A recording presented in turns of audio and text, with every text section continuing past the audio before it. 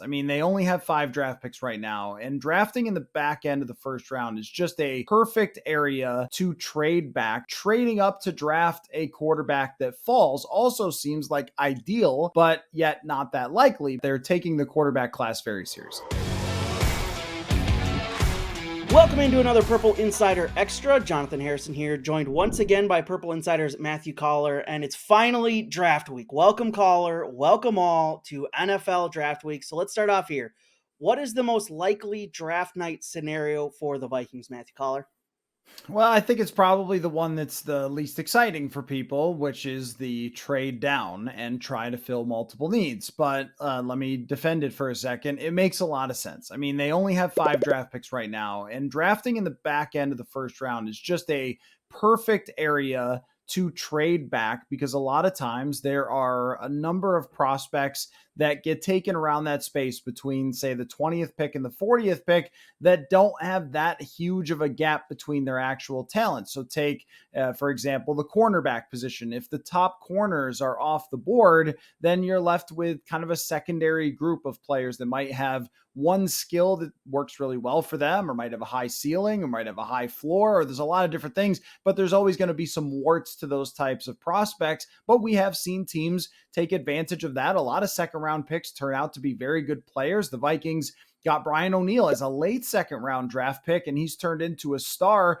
And he had, just turned into a tackle a few years earlier. He didn't really meet the weight requirements, but he came to Minnesota, used his athleticism, became a really good player. So we've seen some of those maybe deficiencies or demerits that you could take off, why they're not a perfect prospect, why they're not top of the first round, but that exists anywhere in the back end of the first or second. So it does make sense for the Vikings to try to slide back a little, pick up more draft capital, fill a cornerback spot, fill a wide receiver spot with the departure of Adam Thielen, the departure of Patrick Peterson. These are things that they need that are some of the most important positions out there. And they don't just need one to draft at number 23. I mean, I think that if there is a player that they're in love with, or if they see a steep cliff in terms of talent, that they will pick at 23. But if we're doing most likely scenario, I still think it's trade down and try to fill multiple needs. Okay, so that's the most likely. Let's go to the opposite end of the spectrum. They shocked us last year by trading from 12 to 32, so it's not entirely out of the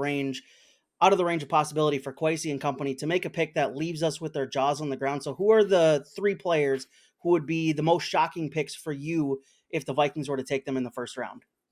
Yeah, I mean, I think that number one has to be drafting Hendon Hooker, because even though there's a lot of hype for that, and there have been even some evaluators who are rating Hendon Hooker very, very high, it's still with his ACL injury and with his age, that it still seems a little bit out of reality that he's going to be taken as high as he's being projected, and that the Vikings would make him their future franchise quarterback. So, I mean, of course, we could say, drafting a running back or something would be absurd. But if we're talking about within the realm of reality that I don't see as actually being that likely, not impossible that they would take Hendon Hooker at 23, but I'm going to have to be convinced on that. And trading up to draft a quarterback that falls also seems like ideal, but yet not that likely because they just don't have a lot of draft capital to work with. So is Kwesi adofo-mensah going to mortgage the entire future to move up for a quarterback that may drop? And we don't know which one it could be, but historically,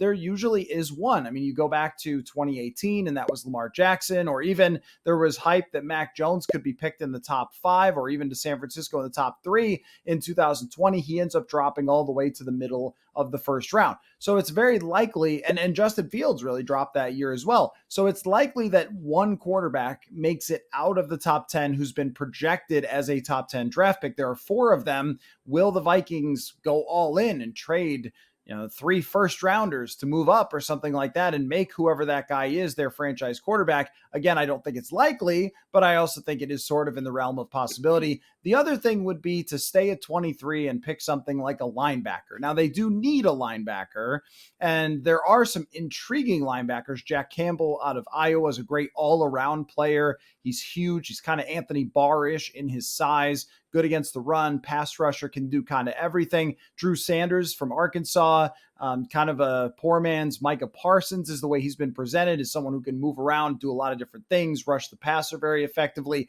But I think that would be a big surprise if they had all these other needs at corner, at wide receiver, at edge rusher, and they decided to go with a position that didn't really fill any of those needs. But it's kind of what they did last year. I mean, safety, in my mind, was not on my radar as an absolute, you have to draft a safety, but they liked Lewis Cine and they took him. So with this draft, that's the interesting part, I think, about where the Vikings sit, is everything is on the table. Even the things that I just told you were not that likely, you could still very much see happening for them on draft night.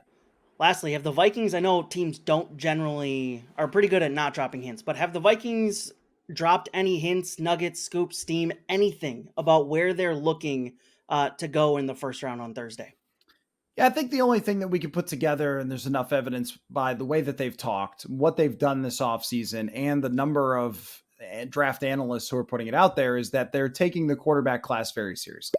So that's what I'm saying, is even though I said it's not that likely that they take Hendon Hooker, and I'm not sure if I'm buying all the connection or not, you could still see it, because we've heard multiple reports that they've done a lot of investigating on this quarterback class. I think that they'll always do that with a former quarterback, but they know with the restructure of Kirk Cousins, there is a very, very, very real possibility that Kirk Cousins is not their quarterback next year. In fact, it really looks that way at this moment. And there's no better situation for a quarterback in the NFL than to get drafted, sit for a year behind someone else, develop for that year, and then be ready to go.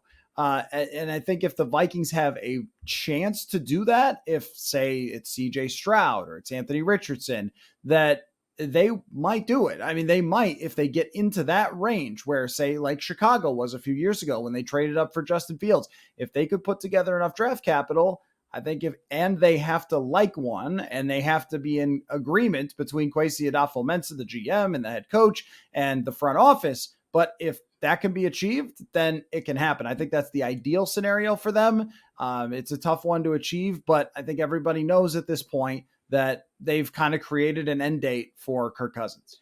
That's been another Purple Insider Extra for Bring Me the Sports. Be sure to rate, review, and subscribe to the Purple Insider Podcast wherever you get your podcasts. Talk to you next time.